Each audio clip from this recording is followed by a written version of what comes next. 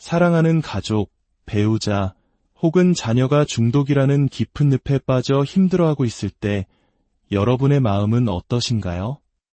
아마도 여러분의 감정과 반응이 스스로도 통제할 수 없는 지경에 이르렀다고 느끼실 때가 많을 겁니다. 아무리 노력해도, 수많은 영상을 보고 대응법을 연습해도, 대화 기술을 익혀도 사랑하는 그 사람과의 관계 속에서 끊임없이 솟아나는 감정의 파도를 잠재우기란 너무나도 어렵습니다. 어쩌면 누군가에게 혹은 스스로에게 나는 공동의존적인 사람이야 라는 꼬리표를 붙이고 있었을지도 모릅니다. 공동의존에 관한 책을 수없이 읽고 관련 모임에 나가며 이 문제를 해결하려 애썼지만 상황은 좀처럼 나아지지 않았을 겁니다. 만약 이 이야기가 바로 당신의 이야기처럼 들린다면 오늘 이 시간을 통해 새로운 관점을 얻으시길 바랍니다. 어쩌면 당신이 겪고 있는 그 고통은 공동의존의 증상이 아니라 깊은 트라우마의 증상일 수 있기 때문입니다. 특히 가장 믿었던 사람에게 받은 배신 트라우마일 가능성이 높습니다. 오늘의 이야기에 깊이 들어가기 전에 만약 이 내용이 여러분의 마음에 와닿는다면 고통 속에서 홀로 힘들어하고 있을 다른 이들을 위해 이 이야기를 공유해 주십시오. 여러분의 작은 나눔이 누군가에게는 큰 위로와 힘이 될 수 있습니다. 저희 채널을 구독하시면 앞으로도 여러분의 마음을 치유하고 이해를 돕는 이야기들을 놓치지 않으실 수 있습니다. 부디 여러분의 마음에 평화가 깃들기를 기원합니다. 배우자나 연인이 중독 문제와 함께 오랫동안 비밀을 숨겨왔고 어느 날 그 모든 것이 수면 위로 드러났을 때 당신이 느끼는 통제 불가능한 감정적 반응은 배신 트라우마와 깊이 연결되어 있을 확률이 매우 높습니다. 자녀의 경우라면 트라우마의 성격이 조금 다를 수 있습니다.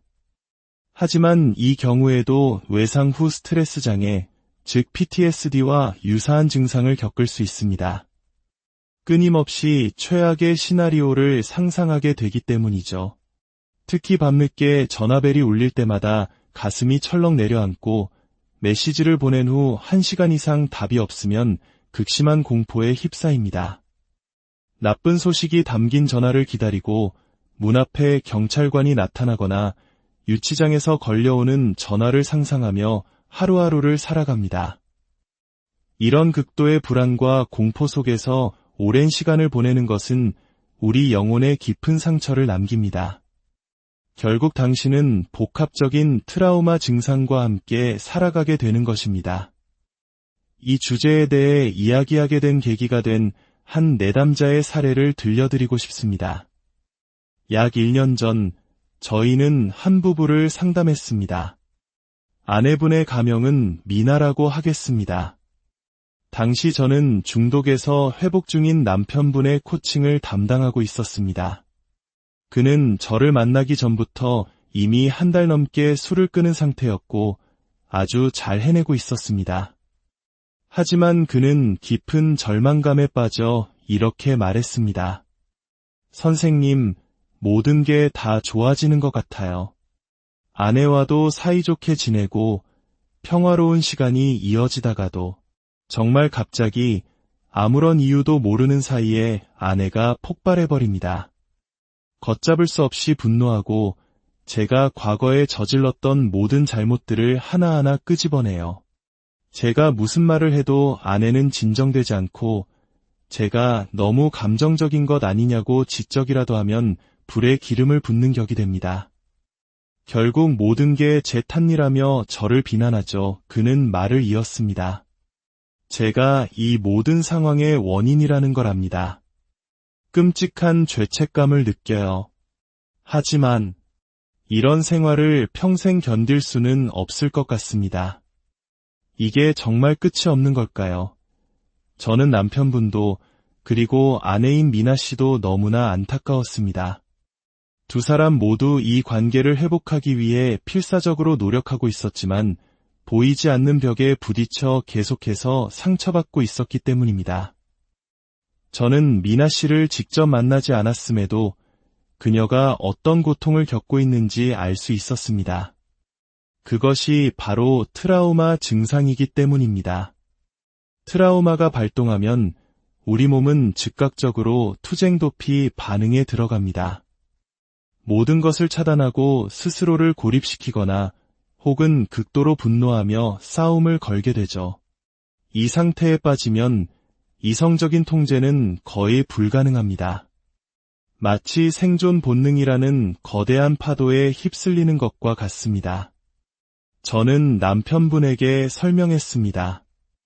지금 아내분께서 겪고 있는 것은 트라우마 증상일 가능성이 높습니다. 그렇게 확신했던 이유는 또 있었습니다. 남편은 아내가 그렇게 폭발한 다음 날이나 이틀 뒤에는 항상 미안해요. 내가 너무 과민 반응했어요. 라며 사과한다고 했습니다. 그리고 두 사람은 진솔한 대화를 나누고 관계는 다시 좋아졌다가 또 일주일쯤 지나면 비슷한 일이 반복되는 패턴이었습니다. 이것은 미나 씨가 의도적으로 남편을 괴롭히는 것이 아니라 그녀 역시 최선을 다해 상황을 통제하려 노력하고 있다는 명백한 증거였습니다. 하지만 아주 사소한 방아쇠가 당겨지는 순간 트라우마가 그녀를 집어삼키고 나중에 후회할 말과 행동을 쏟아내게 만드는 것이었습니다. 결국 남편의 설득 끝에 미나 씨는 저희 기관의 가족 상담사와 상담을 시작했습니다. 상담을 통해 미나 씨는 자신이 겪는 감정의 소용돌이가 공동의존 때문이 아니라 트라우마 때문이라는 것을 깨닫게 되었습니다. 그녀는 그동안 공동의존을 극복하기 위해 온갖 노력을 해왔지만 아무 소용이 없었다고 고백했습니다. 대부분의 시간은 괜찮아요. 하지만 어떤 날은 과거의 기억을 떠올리게 하는 무언가를 보거나 남편의 어떤 행동에서 의심스러운 기미를 느끼거나 그가 기가 시간보다 단 5분만 늦어도 제 안의 모든 것이 무너져 내립니다. 그동안 쌓아올린 모든 노력과 지식, 기술들이 한순간에 사라지고 저는 걷잡을 수 없는 분노에 휩싸여요. 그럴 때의 제 모습은 저 자신도 무섭습니다. 사랑하는 사람과 가족, 그리고 나 자신의 안위를 걱정하며 오랜 시간 공포에 떨어야 했던 경험, 끊임없이 반복되는 나쁜 상황들, 거짓말과 기만 속에서 내 판단마저 흐려지는 가스라이팅의 경험, 음주운전 사고나 끔찍한 사건에 대한 상상, 이 모든 것은 우리의 뇌에 지울 수 없는 상처를 새깁니다. 이것이 바로 트라우마입니다. 우리의 뇌는 상상과 현실을 구분하지 못합니다. 혹시 이런 경험 없으신가요? 꿈속에서 누군가와 크게 다투고 잠에서 깼을 때 그것이 꿈인 줄 알면서도 여전히 그 사람에게 화가 나 있는 경험 말입니다. 영화 속 인물이 겪는 일에 마치 내 일처럼 무서워하거나 눈물을 흘리는 것도 마찬가지입니다. 우리 몸은 상상 속의 위협에도 실제 위협과 똑같이 생리적으로 반응합니다. 사랑하는 사람이 중독 문제로 힘들어할 때 여러분은 최악의 시나리오를 상상하며 어두운 구덩이 속으로 스스로를 밀어넣습니다. 어떻게든 상황을 통제하고 스스로를 보호하기 위해 강박적으로 염탐하고 증거를 찾고 몰래 확인하는 행동을 반복합니다. 하지만 이런 행동은 역설적으로 여러분 자신의 트라우마를 더욱 깊게 만들 뿐입니다. 스스로를 계속해서 재트라우마화 시키는 것입니다. 기억하십시오. 당신의 그 격렬한 감정적 반응은 공동의존이 아니라 상처 입은 자신을 보호하기 위한 보호 반응입니다. 그렇다면 공동의존적 행동과 트라우마 반응은 어떻게 구별할 수 있을까요? 공동의존적 행동은 주로 과잉 기능으로 나타납니다. 중독자가 마땅히 겪어야 할 자연스러운 결과로부터 그를 보호해주는 행동입니다. 예를 들어 대신 빚을 갚아주거나 직장에 거짓말을 해주고 다른 가족들에게 문제를 숨기며 살얼음판을 걷는 모든 행동이 여기에 속합니다. 이는 조장 행위입니다. 반면 트라우마 반응은 갑작스럽고 압도적인 감정의 폭발로 나타납니다.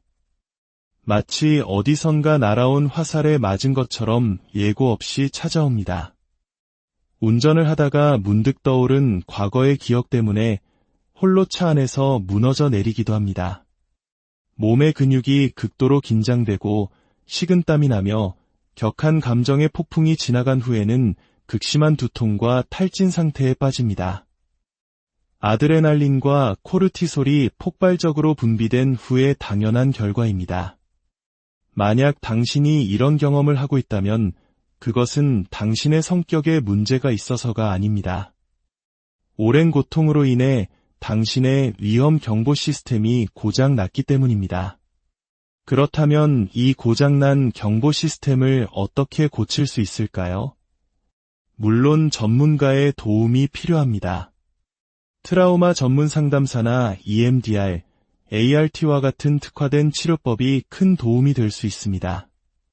그리고 일상 속에서 스스로를 도울 수 있는 한 가지 시스템을 제안하고자 합니다. 저는 이것을 PACE 시스템이라고 부릅니다. 당신을 압도하는 감정의 소용돌이 속에서 자신의 페이스를 되찾도록 돕는 4단계 과정입니다. P는 포즈, 즉 멈춤입니다. 몸이 긴장되고 분노에 찬 생각들이 머릿속을 휘젓기 시작하는 바로 그 순간 모든 것을 멈추십시오. 그 상태에서는 어떤 종류의 소통도 효과적일 수 없습니다.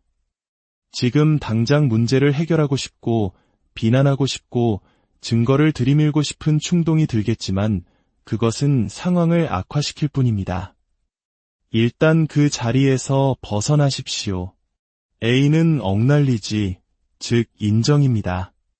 멈춘 후에 당신의 감정을 있는 그대로 인정하십시오. 나는 지금 몹시 화가 났어. 나는 배신감을 느껴. 나는 너무나 두려워와 같이 자신의 감정을 솔직하게 받아들이는 것입니다. 감정을 억누르거나 판단하지 마십시오. 그 감정들은 당신이 겪어온 고통에 대한 지극히 정상적인 반응입니다. C는 클래러파이, 즉 명료화입니다. 당신을 촉발시킨 것이 무엇인지 명확히 해보십시오. 남편의 늦은 귀가 때문이었나요? 아니면 그의 말투 때문이었나요? 그 상황이 당신에게 과거의 어떤 상처를 떠올리게 했나요? 당신이 늦게 들어와서 화가 난 게 아니야.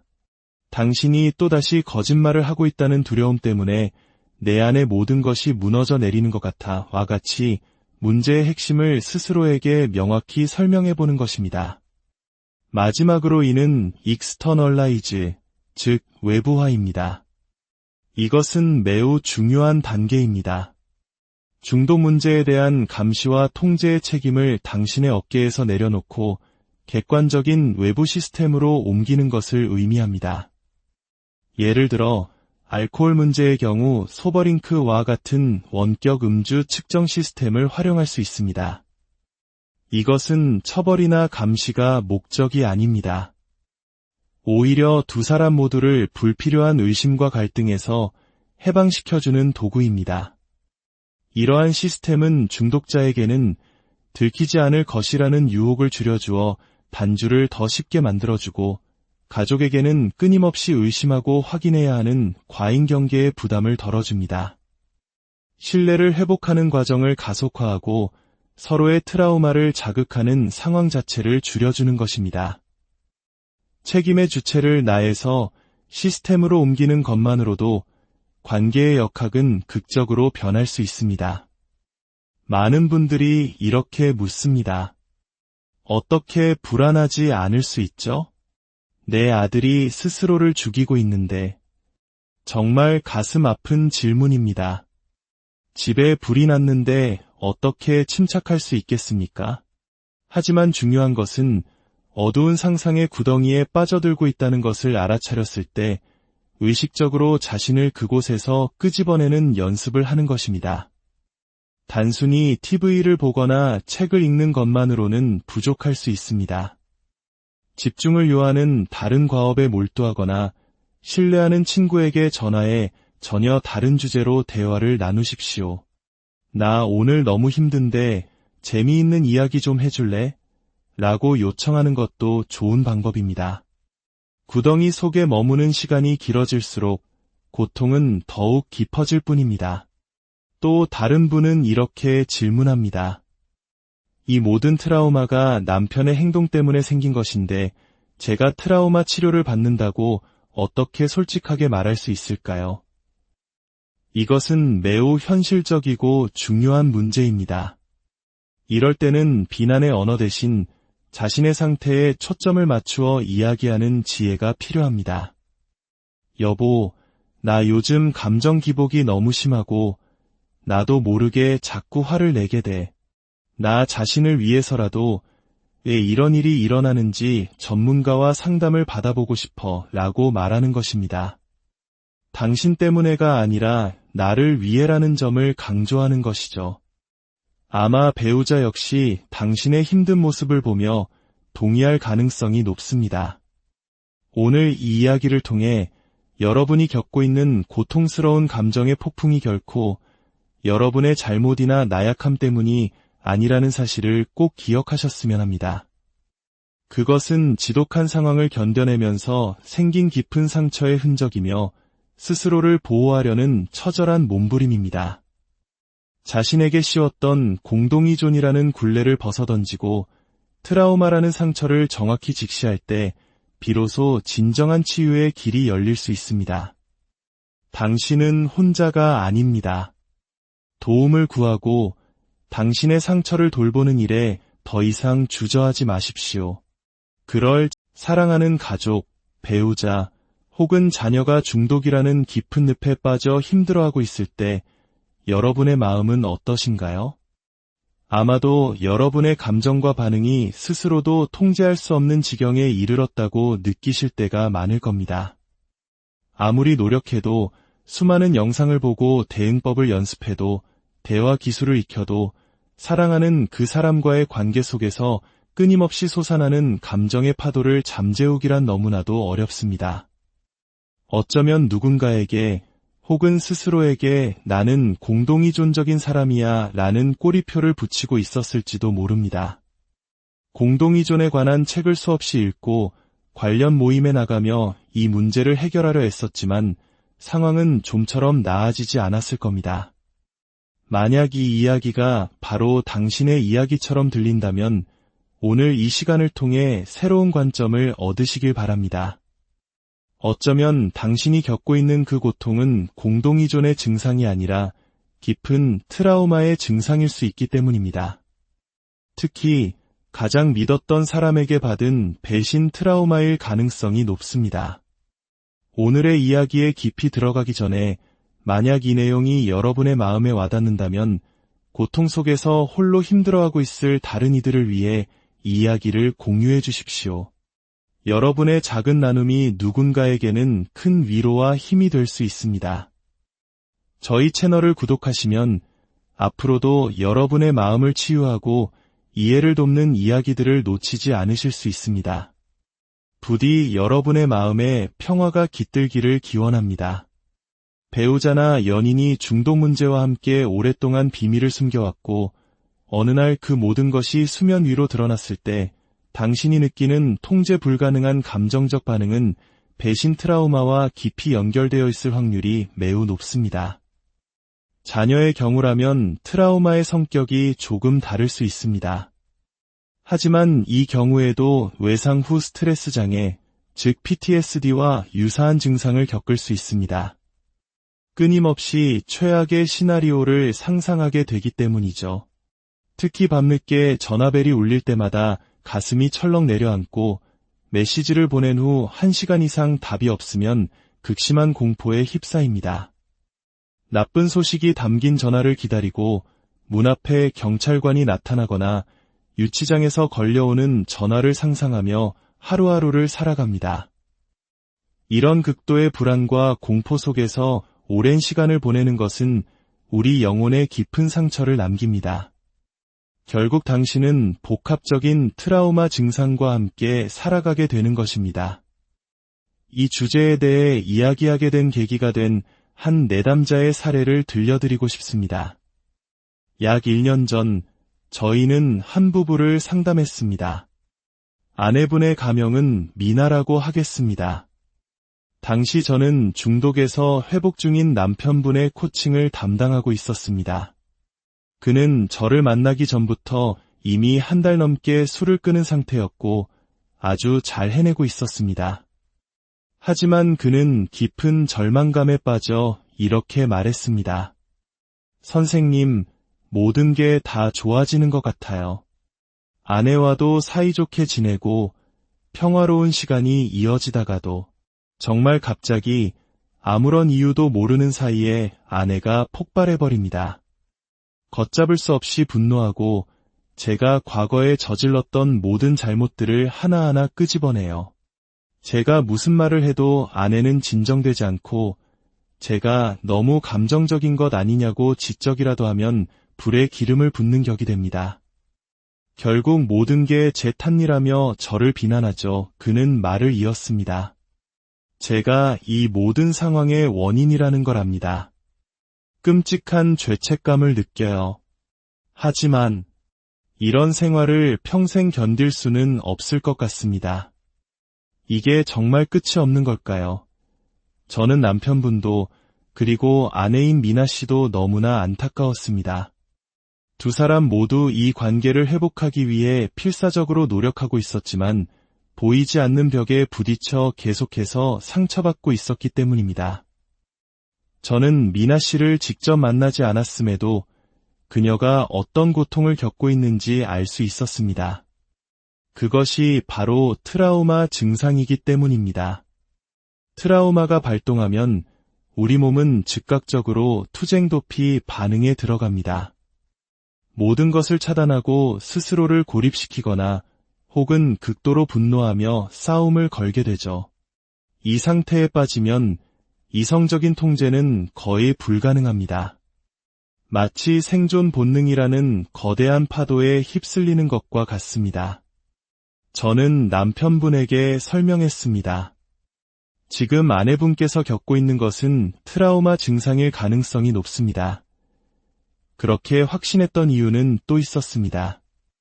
남편은 아내가 그렇게 폭발한 다음 날이나 이틀 뒤에는 항상 미안해요. 내가 너무 과민 반응했어요. 라며 사과한다고 했습니다. 그리고 두 사람은 진솔한 대화를 나누고 관계는 다시 좋아졌다가 또 일주일쯤 지나면 비슷한 일이 반복되는 패턴이었습니다. 이것은 미나 씨가 의도적으로 남편을 괴롭히는 것이 아니라 그녀 역시 최선을 다해 상황을 통제하려 노력하고 있다는 명백한 증거였습니다. 하지만 아주 사소한 방아쇠가 당겨지는 순간 트라우마가 그녀를 집어삼키고 나중에 후회할 말과 행동을 쏟아내게 만드는 것이었습니다. 결국 남편의 설득 끝에 미나 씨는 저희 기관의 가족 상담사와 상담을 시작했습니다. 상담을 통해 미나 씨는 자신이 겪는 감정의 소용돌이가 공동의존 때문이 아니라 트라우마 때문이라는 것을 깨닫게 되었습니다. 그녀는 그동안 공동의존을 극복하기 위해 온갖 노력을 해왔지만 아무 소용이 없었다고 고백했습니다. 대부분의 시간은 괜찮아요. 하지만 어떤 날은 과거의 기억을 떠올리게 하는 무언가를 보거나 남편의 어떤 행동에서 의심스러운 기미를 느끼거나 그가 기가 시간보다 단 5분만 늦어도 제 안의 모든 것이 무너져 내립니다. 그동안 쌓아올린 모든 노력과 지식, 기술들이 한순간에 사라지고 저는 걷잡을 수 없는 분노에 휩싸여요. 그럴 때의 제 모습은 저 자신도 무섭습니다.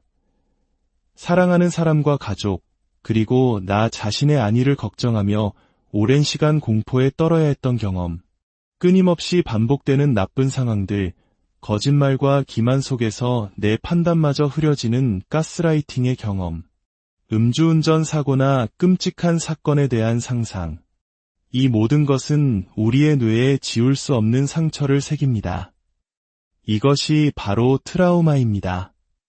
우리의 뇌는 상상과 현실을 구분하지 못합니다.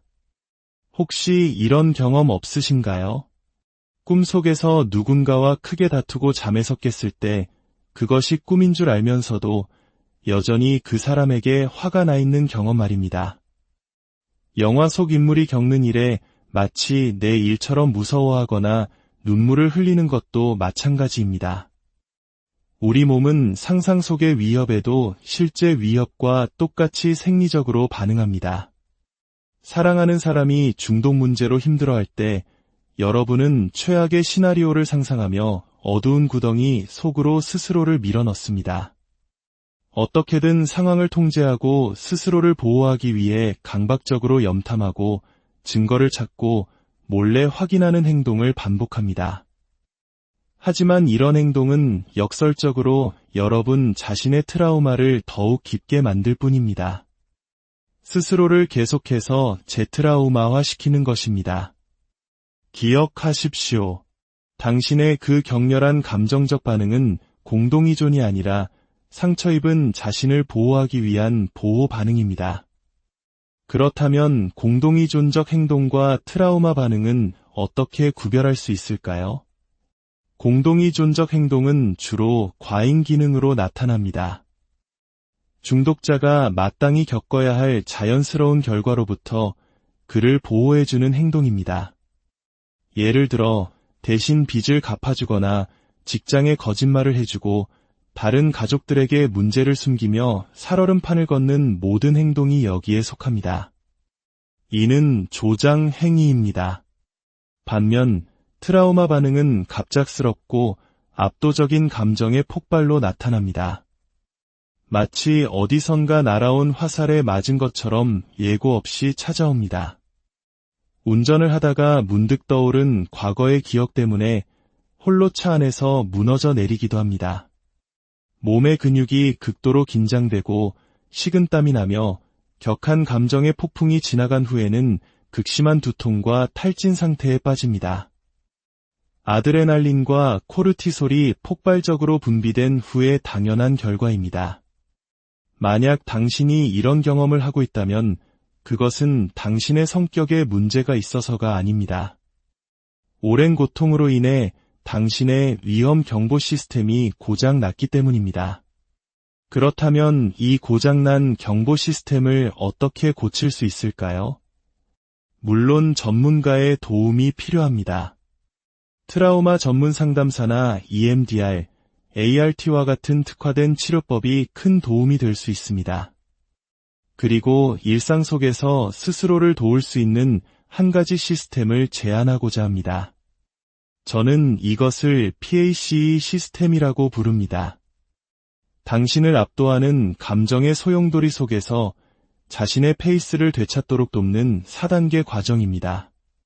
P는 포즈, 즉 멈춤입니다.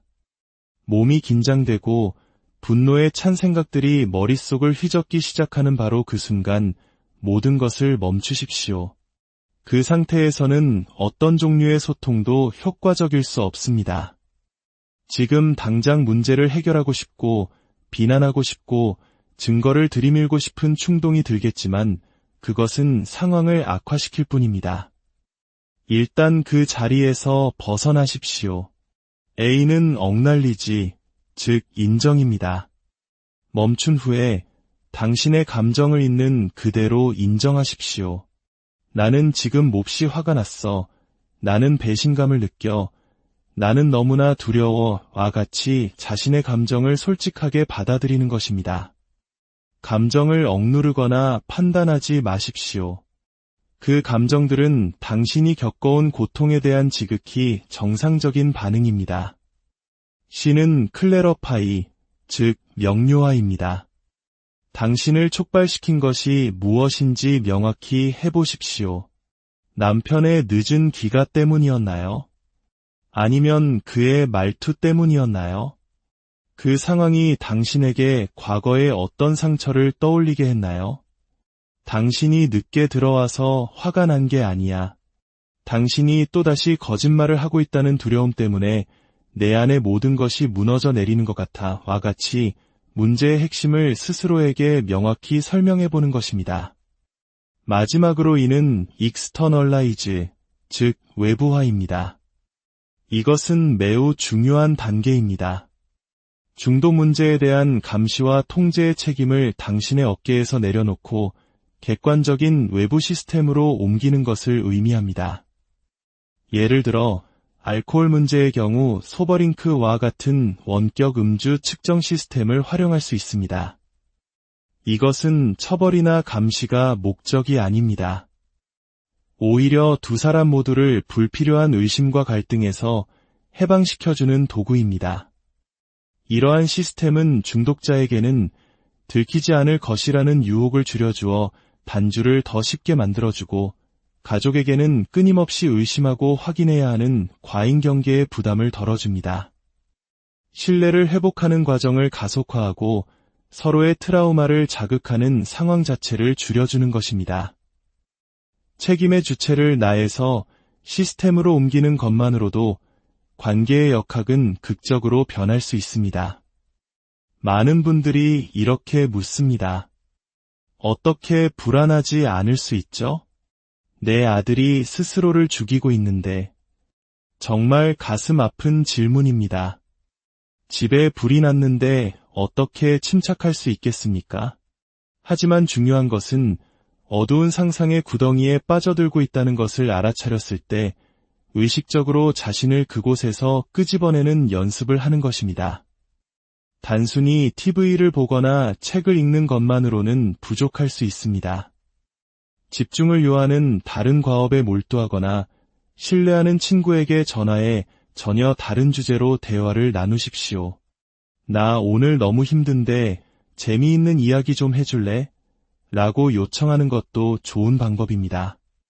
구덩이 속에 머무는 시간이 길어질수록 고통은 더욱 깊어질 뿐입니다. 또 다른 분은 이렇게 질문합니다. 이 모든 트라우마가 남편의 행동 때문에 생긴 것인데 제가 트라우마 치료를 받는다고 어떻게 솔직하게 말할 수 있을까요? 이것은 매우 현실적이고 중요한 문제입니다.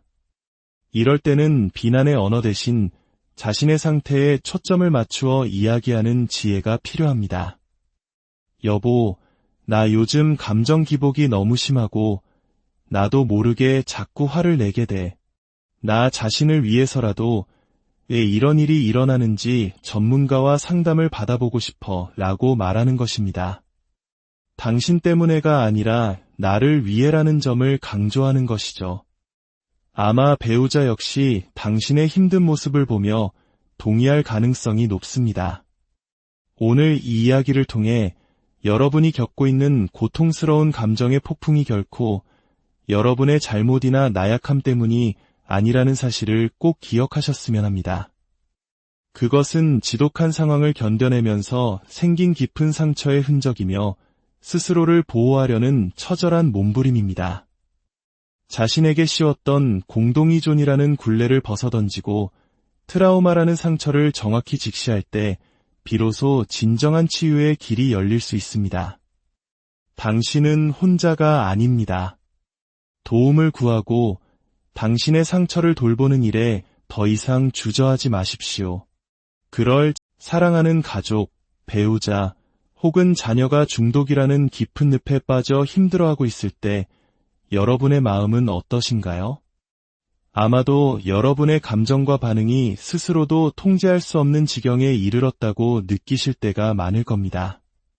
아무리 노력해도, 수많은 영상을 보고 대응법을 연습해도, 대화 기술을 익혀도 사랑하는 그 사람과의 관계 속에서 끊임없이 솟아나는 감정의 파도를 잠재우기란 너무나도 어렵습니다. 어쩌면 누군가에게 혹은 스스로에게 나는 공동의존적인 사람이야 라는 꼬리표를 붙이고 있었을지도 모릅니다. 공동의존에 관한 책을 수없이 읽고 관련 모임에 나가며 이 문제를 해결하려 애썼지만 상황은 좀처럼 나아지지 않았을 겁니다. 만약 이 이야기가 바로 당신의 이야기처럼 들린다면 오늘 이 시간을 통해 새로운 관점을 얻으시길 바랍니다. 어쩌면 당신이 겪고 있는 그 고통은 공동의존의 증상이 아니라 깊은 트라우마의 증상일 수 있기 때문입니다. 특히 가장 믿었던 사람에게 받은 배신 트라우마일 가능성이 높습니다. 오늘의 이야기에 깊이 들어가기 전에 만약 이 내용이 여러분의 마음에 와닿는다면 고통 속에서 홀로 힘들어하고 있을 다른 이들을 위해 이 이야기를 공유해 주십시오. 여러분의 작은 나눔이 누군가에게는 큰 위로와 힘이 될 수 있습니다. 저희 채널을 구독하시면 앞으로도 여러분의 마음을 치유하고 이해를 돕는 이야기들을 놓치지 않으실 수 있습니다. 부디 여러분의 마음에 평화가 깃들기를 기원합니다. 배우자나 연인이 중독 문제와 함께 오랫동안 비밀을 숨겨왔고 어느 날 그 모든 것이 수면 위로 드러났을 때 당신이 느끼는 통제 불가능한 감정적 반응은 배신 트라우마와 깊이 연결되어 있을 확률이 매우 높습니다. 자녀의 경우라면 트라우마의 성격이 조금 다를 수 있습니다. 하지만 이 경우에도 외상 후 스트레스 장애, 즉 PTSD와 유사한 증상을 겪을 수 있습니다. 끊임없이 최악의 시나리오를 상상하게 되기 때문이죠. 특히 밤늦게 전화벨이 울릴 때마다 가슴이 철렁 내려앉고 메시지를 보낸 후 1시간 이상 답이 없으면 극심한 공포에 휩싸입니다. 나쁜 소식이 담긴 전화를 기다리고 문 앞에 경찰관이 나타나거나 유치장에서 걸려오는 전화를 상상하며 하루하루를 살아갑니다. 이런 극도의 불안과 공포 속에서 오랜 시간을 보내는 것은 우리 영혼에 깊은 상처를 남깁니다. 결국 당신은 복합적인 트라우마 증상과 함께 살아가게 되는 것입니다. 이 주제에 대해 이야기하게 된 계기가 된 한 내담자의 사례를 들려드리고 싶습니다. 약 1년 전 저희는 한 부부를 상담했습니다. 아내분의 가명은 미나라고 하겠습니다. 당시 저는 중독에서 회복 중인 남편분의 코칭을 담당하고 있었습니다. 그는 저를 만나기 전부터 이미 1달 넘게 술을 끊은 상태였고 아주 잘 해내고 있었습니다. 하지만 그는 깊은 절망감에 빠져 이렇게 말했습니다. 선생님, 모든 게 다 좋아지는 것 같아요. 아내와도 사이좋게 지내고 평화로운 시간이 이어지다가도 정말 갑자기 아무런 이유도 모르는 사이에 아내가 폭발해버립니다. 걷잡을 수 없이 분노하고 제가 과거에 저질렀던 모든 잘못들을 하나하나 끄집어내요. 제가 무슨 말을 해도 아내는 진정되지 않고 제가 너무 감정적인 것 아니냐고 지적이라도 하면 불에 기름을 붓는 격이 됩니다. 결국 모든 게 제 탓이라며 저를 비난하죠. 그는 말을 이었습니다. 제가 이 모든 상황의 원인이라는 걸 압니다. 끔찍한 죄책감을 느껴요. 하지만 이런 생활을 평생 견딜 수는 없을 것 같습니다. 이게 정말 끝이 없는 걸까요? 저는 남편분도 그리고 아내인 미나 씨도 너무나 안타까웠습니다. 두 사람 모두 이 관계를 회복하기 위해 필사적으로 노력하고 있었지만 보이지 않는 벽에 부딪혀 계속해서 상처받고 있었기 때문입니다. 저는 미나 씨를 직접 만나지 않았음에도 그녀가 어떤 고통을 겪고 있는지 알 수 있었습니다. 그것이 바로 트라우마 증상이기 때문입니다. 트라우마가 발동하면 우리 몸은 즉각적으로 투쟁도피 반응에 들어갑니다. 모든 것을 차단하고 스스로를 고립시키거나 혹은 극도로 분노하며 싸움을 걸게 되죠. 이 상태에 빠지면 이성적인 통제는 거의 불가능합니다. 마치 생존 본능이라는 거대한 파도에 휩쓸리는 것과 같습니다. 저는 남편분에게 설명했습니다. 지금 아내분께서 겪고 있는 것은 트라우마 증상일 가능성이 높습니다. 그렇게 확신했던 이유는 또 있었습니다. 남편은 아내가 그렇게 폭발한 다음 날이나 이틀 뒤에는 항상 미안해요. 내가 너무 과민 반응했어요. 라며 사과한다고 했습니다. 그리고 두 사람은 진솔한 대화를 나누고 관계는 다시 좋아졌다가 또 일주일쯤 지나면 비슷한 일이 반복되는 패턴이었습니다. 이것은 미나 씨가 의도적으로 남편을 괴롭히는 것이 아니라 그녀 역시 최선을 다해 상황을 통제하려 노력하고 있다는 명백한 증거였습니다. 하지만 아주 사소한 방아쇠가 당겨지는 순간 트라우마가 그녀를 집어삼키고 나중에 후회할 말과 행동을 쏟아내게 만드는 것이었습니다. 결국 남편의 설득 끝에 미나 씨는 저희 기관의 가족 상담사와 상담을 시작했습니다. 상담을 통해 미나 씨는 자신이 겪는 감정의 소용돌이가 공동의존 때문이 아니라 트라우마 때문이라는 것을 깨닫게 되었습니다. 그녀는 그동안 공동의존을 극복하기 위해 온갖 노력을 해왔지만 아무 소용이 없었다고 고백했습니다. 대부분의 시간은 괜찮아요. 하지만 어떤 날은 과거의 기억을 떠올리게 하는 무언가를 보거나 남편의 어떤 행동에서 의심스러운 기미를 느끼거나 그가 기가 시간보다 단 5분만 늦어도 제 안의 모든 것이 무너져 내립니다. 그동안 쌓아올린 모든 노력과 지식, 기술들이 한순간에 사라지고 저는 걷잡을 수 없는 분노에 휩싸여요. 그럴 때의 제 모습은 저 자신도 무섭습니다. 사랑하는 사람과 가족, 그리고 나 자신의 안위를 걱정하며 오랜 시간 공포에 떨어야 했던 경험, 끊임없이 반복되는 나쁜 상황들, 거짓말과 기만 속에서 내 판단마저 흐려지는 가스라이팅의 경험, 음주운전 사고나 끔찍한 사건에 대한 상상. 이 모든 것은 우리의 뇌에 지울 수 없는 상처를 새깁니다. 이것이 바로 트라우마입니다. 우리의 뇌는 상상과 현실을 구분하지 못합니다. 혹시 이런 경험 없으신가요? 꿈속에서 누군가와 크게 다투고 잠에서 깼을 때 그것이 꿈인 줄 알면서도 여전히 그 사람에게 화가 나 있는 경험 말입니다. 영화 속 인물이 겪는 일에 마치 내 일처럼 무서워하거나 눈물을 흘리는 것도 마찬가지입니다. 우리 몸은 상상 속의 위협에도 실제 위협과 똑같이 생리적으로 반응합니다. 사랑하는 사람이 중독 문제로 힘들어할 때 여러분은 최악의 시나리오를 상상하며 어두운 구덩이 속으로 스스로를 밀어넣습니다. 어떻게든 상황을 통제하고 스스로를 보호하기 위해 강박적으로 염탐하고 증거를 찾고 몰래 확인하는 행동을 반복합니다. 하지만 이런 행동은 역설적으로 여러분 자신의 트라우마를 더욱 깊게 만들 뿐입니다. 스스로를 계속해서 재트라우마화 시키는 것입니다. 기억하십시오. 당신의 그 격렬한 감정적 반응은 공동의존이 아니라 상처 입은 자신을 보호하기 위한 보호 반응입니다. 그렇다면 공동의존적 행동과 트라우마 반응은 어떻게 구별할 수 있을까요?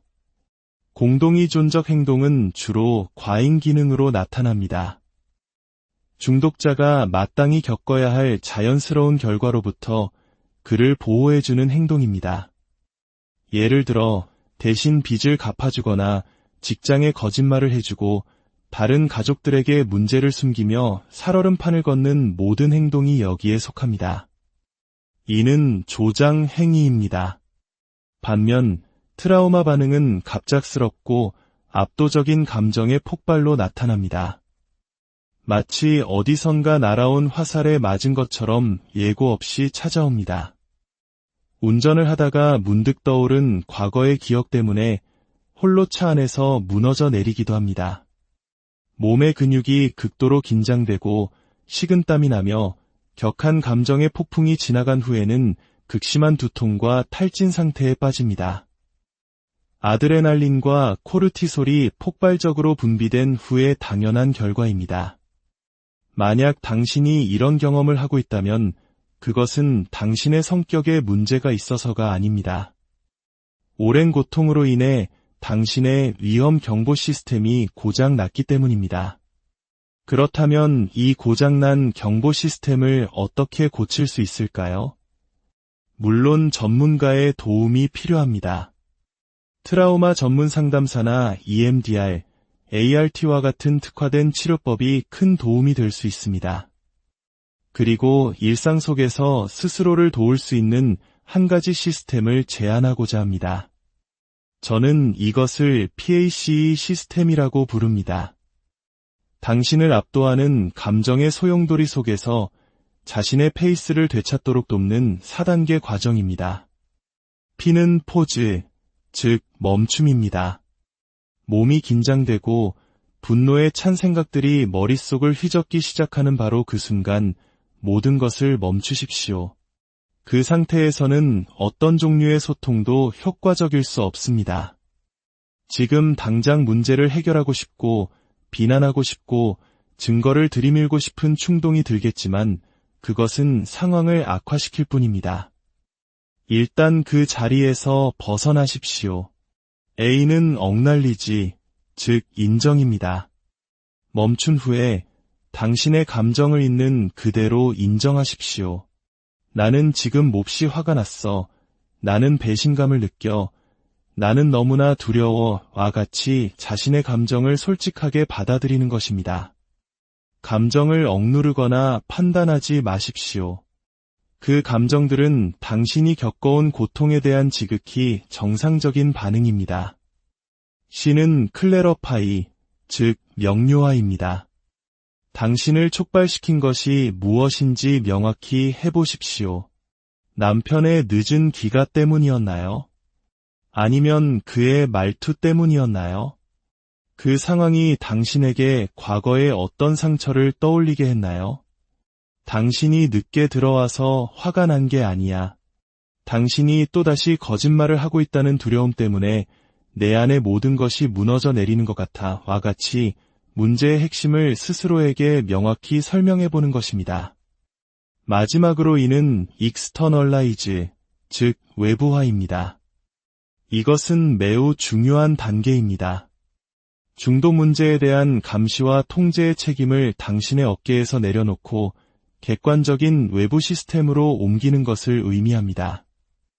예를 들어 알코올 문제의 경우 소버링크와 같은 원격 음주 측정 시스템을 활용할 수 있습니다.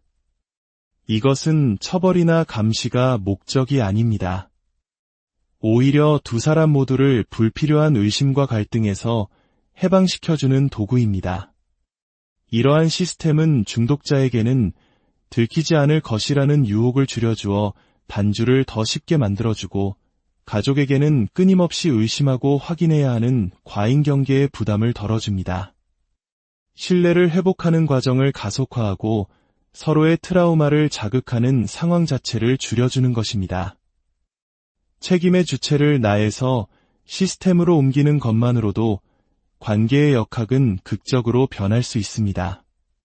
많은 분들이 이렇게 묻습니다. 어떻게 불안하지 않을 수 있죠? 내 아들이 스스로를 죽이고 있는데. 정말 가슴 아픈 질문입니다. 집에 불이 났는데 어떻게 침착할 수 있겠습니까? 하지만 중요한 것은 어두운 상상의 구덩이에 빠져들고 있다는 것을 알아차렸을 때 의식적으로 자신을 그곳에서 끄집어내는 연습을 하는 것입니다. 단순히 TV를 보거나 책을 읽는 것만으로는 부족할 수 있습니다. 집중을 요하는 다른 과업에 몰두하거나 신뢰하는 친구에게 전화해 전혀 다른 주제로 대화를 나누십시오. 나 오늘 너무 힘든데 재미있는 이야기 좀 해줄래? 라고 요청하는 것도 좋은 방법입니다. 구덩이 속에 머무는 시간이 길어질수록 고통은 더욱 깊어질 뿐입니다. 또 다른 분은 이렇게 질문합니다.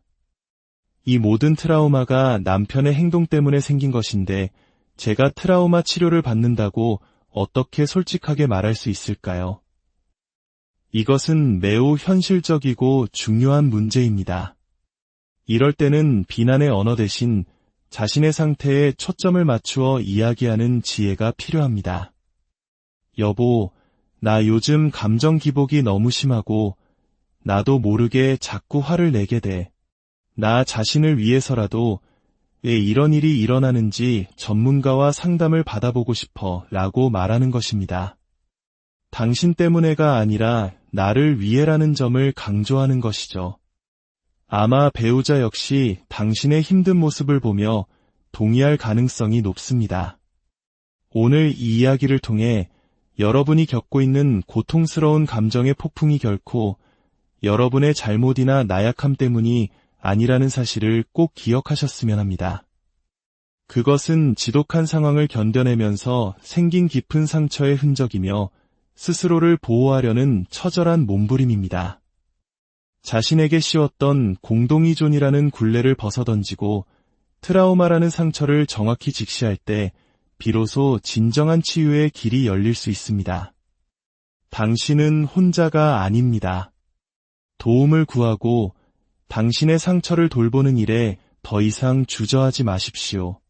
그럴 사랑하는 가족, 배우자 혹은 자녀가 중독이라는 깊은 늪에 빠져 힘들어하고 있을 때 여러분의 마음은 어떠신가요? 아마도 여러분의 감정과 반응이 스스로도 통제할 수 없는 지경에 이르렀다고 느끼실 때가 많을 겁니다. 아무리 노력해도 수많은 영상을 보고 대응법을 연습해도 대화 기술을 익혀도 사랑하는 그 사람과의 관계 속에서 끊임없이 솟아나는 감정의 파도를 잠재우기란 너무나도 어렵습니다. 어쩌면 누군가에게 혹은 스스로에게 나는 공동의존적인 사람이야 라는 꼬리표를 붙이고 있었을지도 모릅니다. 공동의존에 관한 책을 수없이 읽고 관련 모임에 나가며 이 문제를 해결하려 애썼지만 상황은 좀처럼 나아지지 않았을 겁니다. 만약 이 이야기가 바로 당신의 이야기처럼 들린다면 오늘 이 시간을 통해 새로운 관점을 얻으시길 바랍니다. 어쩌면 당신이 겪고 있는 그 고통은 공동의존의 증상이 아니라 깊은 트라우마의 증상일 수 있기 때문입니다. 특히 가장 믿었던 사람에게 받은 배신 트라우마일 가능성이 높습니다. 오늘의 이야기에 깊이 들어가기 전에 만약 이 내용이 여러분의 마음에 와닿는다면 고통 속에서 홀로 힘들어하고 있을 다른 이들을 위해 이 이야기를 공유해 주십시오. 여러분의 작은 나눔이 누군가에게는 큰 위로와 힘이 될 수 있습니다. 저희 채널을 구독하시면 앞으로도 여러분의 마음을 치유하고 이해를 돕는 이야기들을 놓치지 않으실 수 있습니다. 부디 여러분의 마음에 평화가 깃들기를 기원합니다.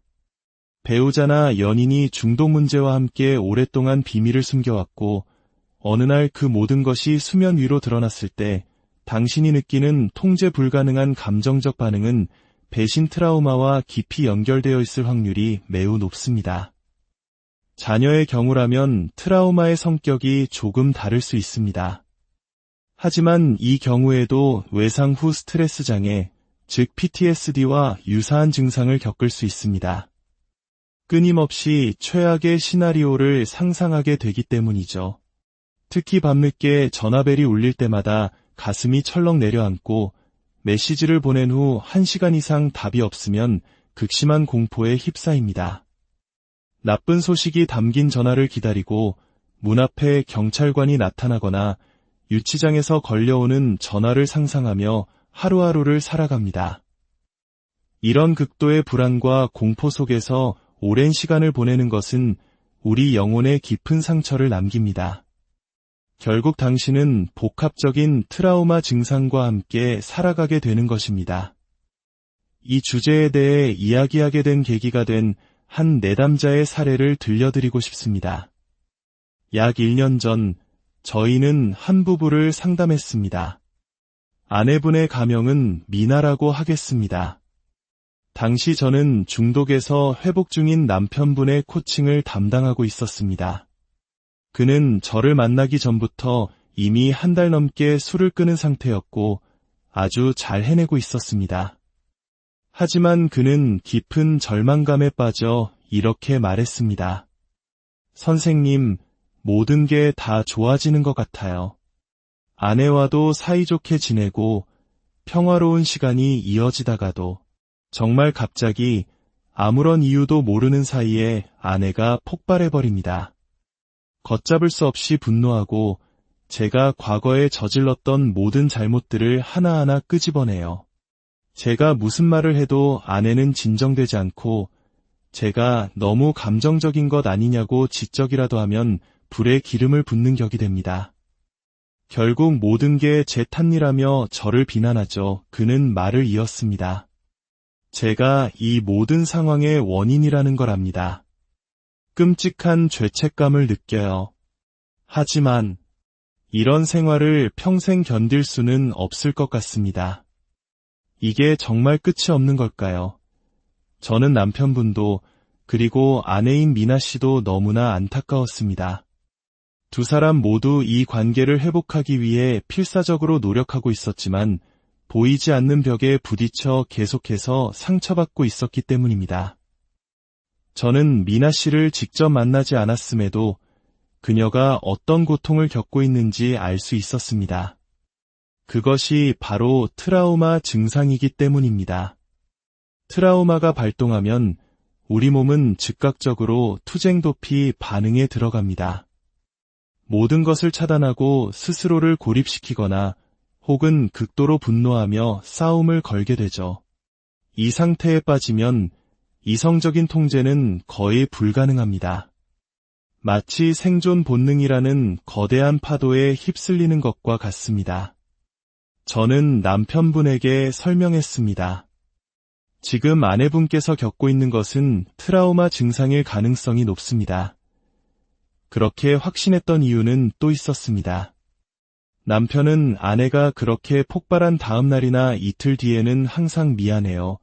내가 너무 과민 반응했어요. 라며 사과한다고 했습니다. 그리고 두 사람은 진솔한 대화를 나누고 관계는 다시 좋아졌다가 또 일주일쯤 지나면 비슷한 일이 반복되는 패턴이었습니다. 이것은 미나 씨가 의도적으로 남편을 괴롭히는 것이 아니라 그녀 역시 최선을 다해 상황을 통제하려 노력하고 있다는 명백한 증거였습니다. 하지만 아주 사소한 방아쇠가 당겨지는 순간 트라우마가 그녀를 집어삼키고 나중에 후회할 말과 행동을 쏟아내게 만드는 것이었습니다. 결국 남편의 설득 끝에 미나 씨는 저희 기관의 가족 상담사와 상담을 시작했습니다. 상담을 통해 미나 씨는 자신이 겪는 감정의 소용돌이가 공동의존 때문이 아니라 트라우마 때문이라는 것을 깨닫게 되었습니다. 그녀는 그동안 공동의존을 극복하기 위해 온갖 노력을 해왔지만 아무 소용이 없었다고 고백했습니다. 대부분의 시간은 괜찮아요. 하지만 어떤 날은 과거의 기억을 떠올리게 하는 무언가를 보거나 남편의 어떤 행동에서 의심스러운 기미를 느끼거나 그가 기가 시간보다 단 5분만 늦어도 제 안의 모든 것이 무너져 내립니다. 그동안 쌓아올린 모든 노력과 지식, 기술들이 한순간에 사라지고 저는 걷잡을 수 없는 분노에 휩싸여요. 그럴 때의 제 모습은 저 자신도 무섭습니다.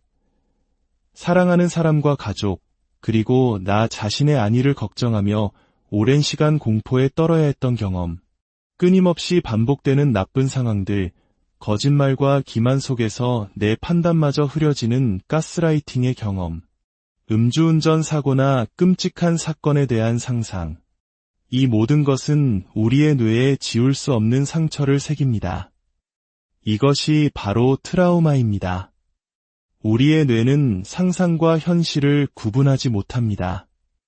혹시 이런 경험 없으신가요?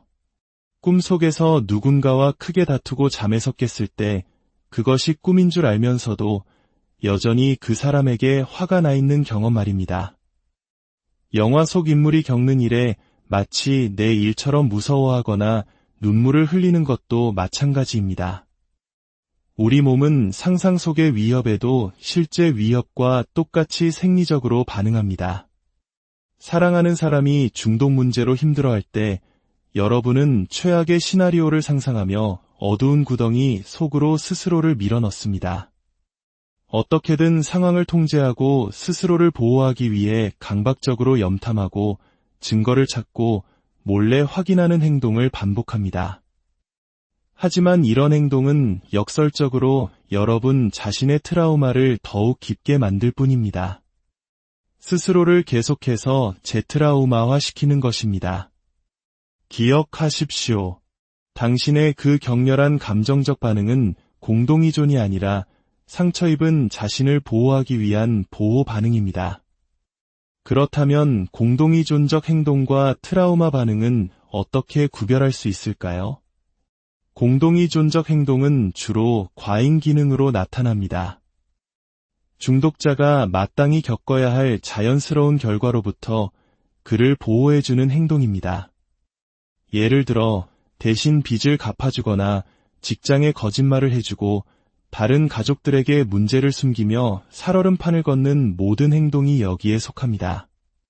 이는 조장 행위입니다. 반면 트라우마 반응은 갑작스럽고 압도적인 감정의 폭발로 나타납니다. 마치 어디선가 날아온 화살에 맞은 것처럼 예고